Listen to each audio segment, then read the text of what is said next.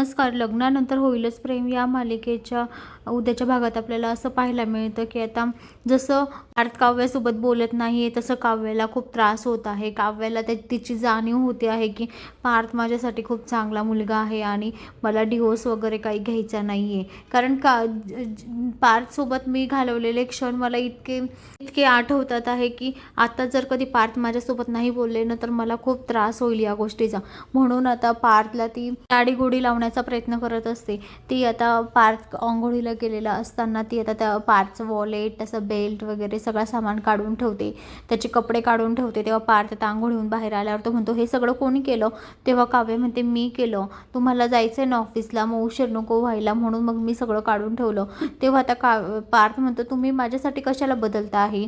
तुमचा जो स्वभाव आहे ना, तो तुमचा स्वभाव स्वतःजवळच राहू द्या आणि माझ्यासाठी कोणी नाही केलं तरी मला चालेल. मला काही हरकत नाही आहे की माझ्यासाठी हे केलं पाहिजे, ते केलं पाहिजे. आता काही अर्थच उरला नाही आपल्या नात्याबद्दल, असं आता पार्थ तिला म्हणतो. तेव्हा काव्याला खूप वाईट वाटत असतं. आता काव्याला तिच्या प्रेमाची जाणीव झालेली असते की पार्थच माझ्यासाठी चांगला मुलगा आहे. आणि आता पार्थ शेवटी नकार देत असतो की तुम्ही अजिबात स्वतःला बदलू नका, तुम्ही जसे आहेत तसाच राहा, माझ्यासाठी काही कोणाला काही करायची गरज नाही आहे. तर आता हे ऐकून आता काव्या शेवटी काय निर्णय घेते? पार्थ असं बोलून सुद्धा आता काव्य परत पार्थचा विचार करेल का? पार्थची पुढे पुढे लाडीगोडी लावेल का? हे आपल्याला येणाऱ्या पुढील भागात पाहायला मिळेल.